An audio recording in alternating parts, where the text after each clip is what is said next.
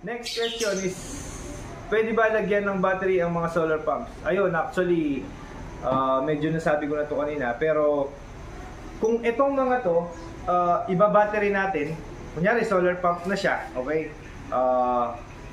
Kunyari, yung situation is, as in wala naman kayong mga patubig dyan, or wala naman kayong pang kuryenteng pump. Kunyari, rare na wala talaga kayong pump, gusto nyo talaga mag-solar pump. So, nagpa-install kayo ng ganito, or nag-install kayo ng ganito, na solar pump talaga siya, na DC pump talaga siya, na AC/DC pump, sorry. Pwede ba natin lagyan ng battery ito para kunyari sa gabi meron kayong kuryente? The answer is yes again. Ang problema nga lang, hindi lang battery ang bibili ninyo. Kailangan nyo pa ng inverter na actually ayun. Papakita ko na lang sa picture mamaya kasi wala tayong cameraman eh. Nakasabit lang dyan yung cellphone ko. Papakita ko na lang yung inverter ko mamaya dyan, na pang bahay. Okay? So, kailangan natin yan, yung mga hybrid inverter na tinatawag nila hybrid inverter or HOG. Hog inverter, sabi nila. Kailangan natin yon para mapagana pa rin to. Kasi yung hybrid na inverter, nakakonect dito yon. Tapos, kumukuha siya, yung inverter na hybrid inverter na bibilin nyo, kukuha sa battery. So, hindi siya yung bibili kayo ng battery tapos i-connect niya dito, hindi siya gano'n. Tapos mag-additional pa kayo ng panel, dadagdag pa kayo ng panel. Siyempre kailangan nyo ng extra energy or extra harvest para mag-charge dun sa battery papunta dun sa pump. Ayun, so sa mga remote area, hindi, ganito, kung ako yung tatanungin ninyo, okay yung ganun sa mga remote area, yung talagang wala kang source of ng kuryente, wala ka talagang source ng kuryente. Pero kung yung place mo naman is meron ka naman malalagyan ng kuryente, mas okay pa rin ako na magkuryente ka na lang. Kasi yung investment nga dun sa, yun nga, bibili ka ng inverter, tapos yung battery, additional panels, ang laking investment. Tapos hindi ka pa sigurado kung magtatagal yung battery. So, ayun, hindi ko siya nire-recommend dun sa mga hindi remote area. Dun sa mga remote area, okay, sige, pwede. Depende naman yan sa installer mo. Kung talagang legit yung installer mo na hindi siya install and run, na talagang ibibigay yung warranty ng mga pinag-usapan ninyo, okay yan. Pero kung naghahanap ka ng pamurahan, or kasi kung saan ka talaga makakamura, makakita ka. Of course, I'm sure makakita ka. Pero still, kailangan makasigurado ka sa credibility ng installer para kapag may nasira, makapalitan ka agad. So, ayun. Next, anong pang ilan na ba ito? 1, 2, 3, 4. Number 5 na pala tayo. 24 hours ba ang mga solar pump? Yung nire-recommend ng ng factory ko, at least ipahingahin nyo ng mga 30 minutes every 12 hours. Every 12 hours pahingahin nyo. Kasi dynamo yan guys eh. Yung loob niyan motor na winding, copper, okay? Umiinit at umiinit yung mga yan. Okay, kahit sabihin nyo pang Franklin pa yan or Goldspark pa yan, copper is copper, iinit at iinit niya, kaya kailangan pinapahingan nyo pa rin. Ayun nga, ang sabi nung factory ko, based sa mga engineer na talaga mismo mga silang gumawa, okay? Hindi to haka-haka lang, no? Sila na mismo yung nagsabi na kailangan nga pinapahinga kahit at least 30 minutes to mas maganda. At actually 30 minutes naman daw, lalamig naman na eh. Man-neutralize na yung temperature ng copper eh. Pero kung may mga iba kasi nagsasabi, yung sa amin 3 years na, 4 years na lang, 24 hours lagi yon. Very good sa kanila, pero ang pinag-uusapan kasi natin, yung talagang lifespan. Instead of, let's say, 10 to 15 years magtatagal, wala. Sabi, naka 3 years ka, o baka next year, sira. Okay? So, mas maganda pa rin na pinapahinga every 12 hours kasi ano yan dynamo yan. Hindi yan katulad ng mga diesel pump, yung mga dikrudo na talagang piston yung gumagana, tapos may yung iba water cooled, yung iba naman oil cooler, may mga ganun na diesel pump Yun, may mga naka-design na 24 hours usage sa mga yun. Pero etong mga to, yun nga, again, pahingayin nyo every 12 hours ng 30 minutes. Next, number 6 na to. Meron akong nabiling lupa, okay? Meron kang nabiling lupa at anong solar pump ang pwede gamitin? Okay, ito, pinaka-common actually ito na mga tanong sa akin na mga gusto magpa-install. Ganito, kapag meron kayong farm or lupa na gusto nyong lagyan ng solar pump, ang una nyong kukontakin dyan is yung driller. Ayun, so ang una nyong kukontakin dyan is driller, okay? Yung driller, hindi kami driller actually, sa solar pump lang kami. Yung mga driller, yung mga kaano namin, mga kakosa namin yan. Yan yung mga kami yung actually magtutulungan kapag ayun, magpapagawa na kayo sa site ninyo. Pero hindi kami driller. Ayun, kailangan nyo munang maghanap ng driller, okay? Minsan ako may nire-recommend akong driller pero most of the time, I think 90% of the time, lagi silang hindi available, okay? Kasi busy kasi yung mga driller may mga driller na kapag na-timingan mo wala silang install or wala silang project, ayun, good for you. Pero kadalasan, may mga project yung mga yan na hindi nila na ibibigay yung date na makakapunta sila kasi ang drilling kasi na trabaho guys, hindi rin basta-basta yan. Hindi ka basta-basta makapagbigay ng date kung kailan mo matatapos yan. Kasi minsan may mga surprise na problem yan, tulad ng wala silang nakuhang tubig, okay? Or may mga aksidenteng na sisiraan ng gamit. Kaya masakit sa ulong mag-manage ng drilling which is na-try ko na kasi dati guys, but different story yun. Kaya mas maganda, kayo muna yung maghanap ng drilling. Pag natapos na yung drilling ninyo, or actually kapag may nakontak na kayong drilling, pwede nyo na kaming i-connect. I-connect nyo na sa amin, kami na yung mag-uusap ni driller na kung ano ba yung pwedeng ilagay na size ng tubos dyan sa ninyo, sa site ninyo, kung gaano ba kalalim. Okay, ngayon, pag natapos sila sa drilling nila, doon natin malalaman kung anong horsepower or anong klase yung pump na pwedeng install sa inyo. Like for example, nag-drill sila, ang lalim pala ng tubig sa inyo, let's say nasa 100 feet yung casing na nilagay nila. Tapos yung water level nasa 60, 50 feet. Automatic yan, submersible pump yung pwede sa inyo. Ngayon, kung isang tubo lang naman yung tubo sa inyo, or minsan alam nyo naman na kagad yan siguro naman yung mga katabing lupa nyo alam nyo yung pwede nyo naman itanong kung gaano kalalim yung mga source nila. Pag nalaman yung mababaw lang naman, let's say nasa dalawang tubo lang, malakas din tubig, surface pump, ganitong surface pump yung pwede sa inyo, yung pwede ma-install. So, ayun.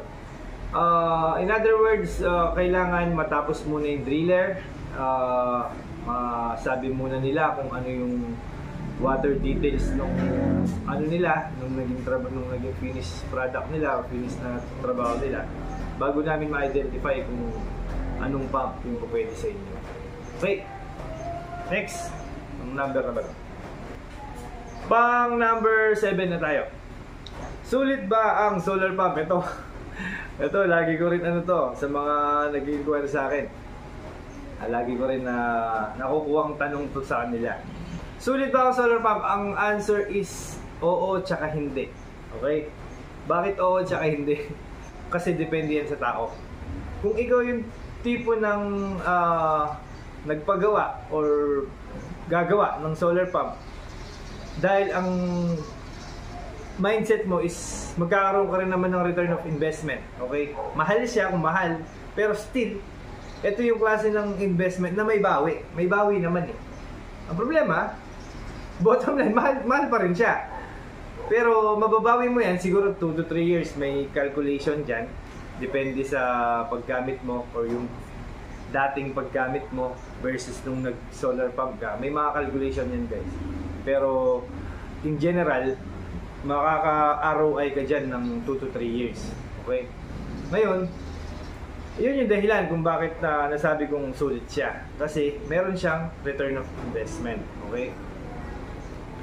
And yung isa naman na sinabi kong hindi siya sulit kasi yung price niya guys. Sa ngayon talagang hindi ako kasi guys, yun nga sabi ko laging depende sa tao, di ba? Pero ako as a businessman, hindi tulad nito sa bahay ko kasi is naka off grid ako. Okay, ang nagpapaandar lang sa bahay ko is battery. Pag nalobat yung battery is magsishift na sa kuryente. Ngayon, gusto ko pang bumili ng battery. Ang problema sa mga battery, worth 120,000 battery pa lang.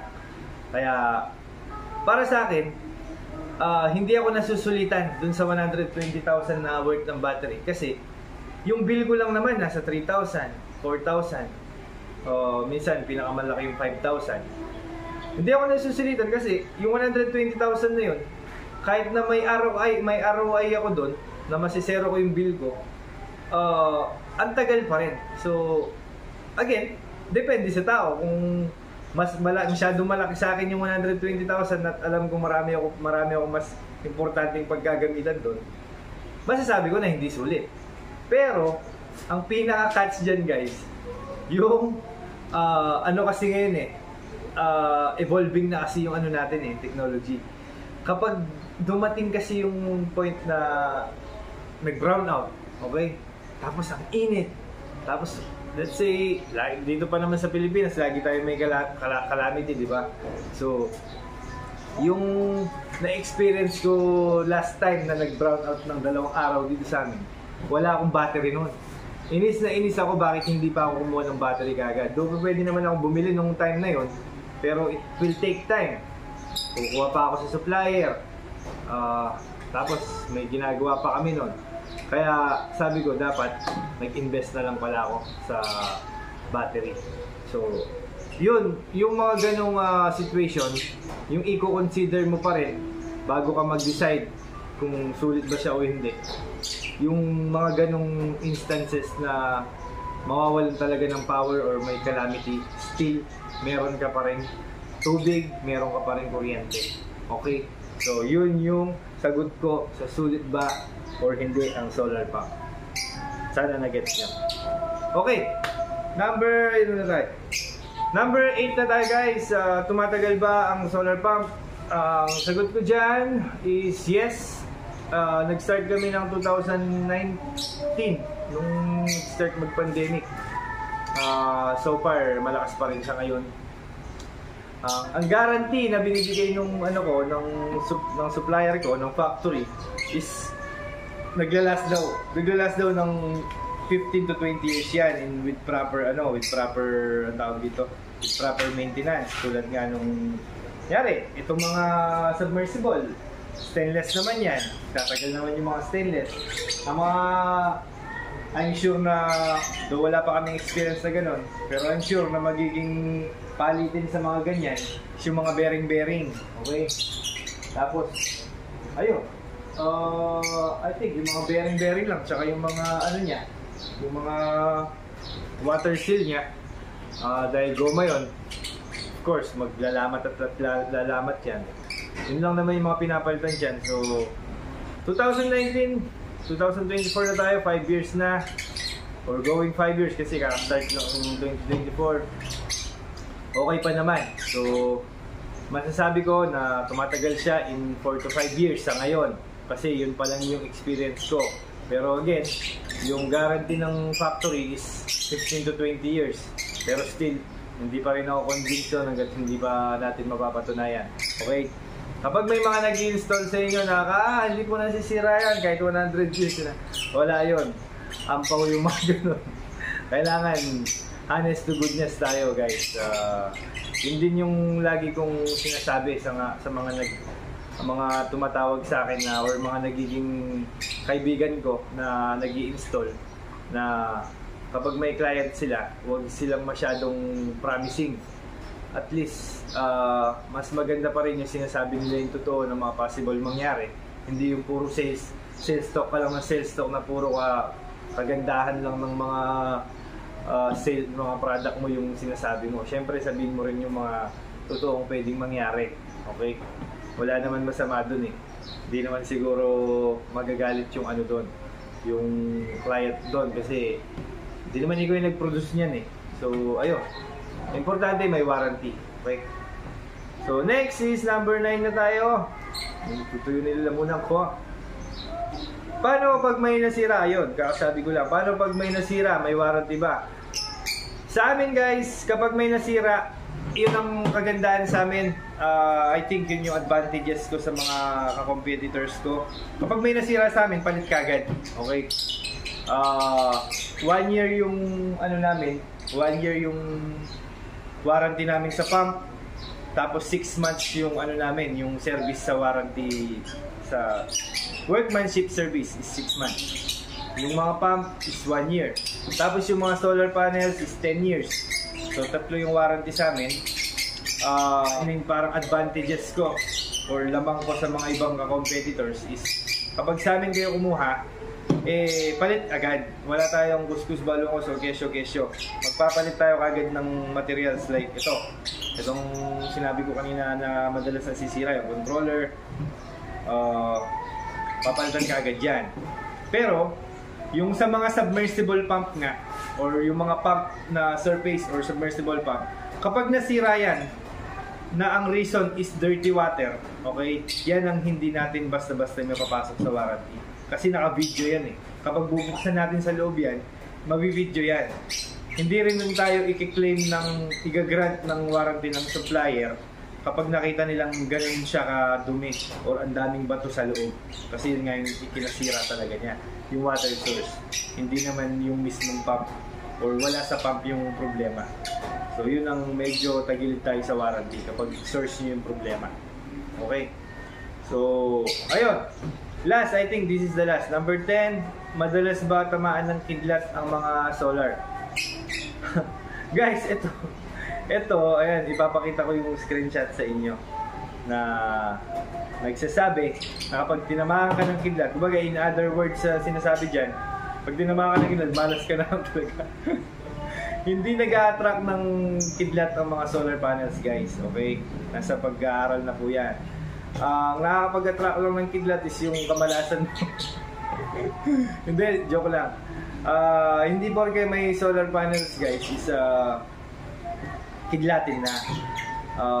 Merong mga cases na talagang natamaan sila ng kidlat pero ayun, minsan nasusunog, depende sa ano eh, depende sa pagkakatama eh.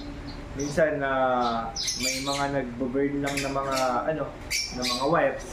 So still hindi naman ano, hindi yan nag-a-attract ng kidlat. I think yun na yung sagot doon. Okay. So guys, hopefully yung isa 10 na explain ko na yan is sana may natutunan kayo. Okay. Siguro itong mga next na video natin, magpo-focus tayo sa mga discussion na muna. Hindi lang yung puro sa site. Kasi kapag nasa site ako, medyo hindi ko na di-discuss yung mga dapat i-discuss. Kaya mas maganda yung may kodigo ako nung mga tinatanong sa akin compare dun sa actual sa site. Kasi kapag nandun kami sa site, ang nadi-discuss ko lang yung mismong pump na in-install namin. Which is minsan or kadalasan hindi naman din applicable dun sa inyo.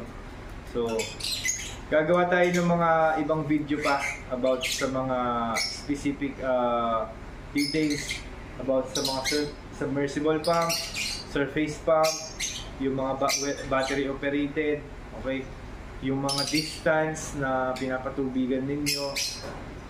Gagawan natin ng video yan guys. So, hopefully mag-subscribe kayo at mag-follow dyan.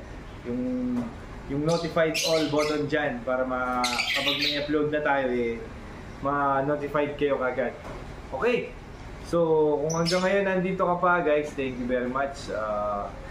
kita-kita ulit tayo sa next video. Sana marami akong mai-share na knowledge sa inyo na natututunan nyo yung mga about solar pump. Okay, thank you, bye-bye.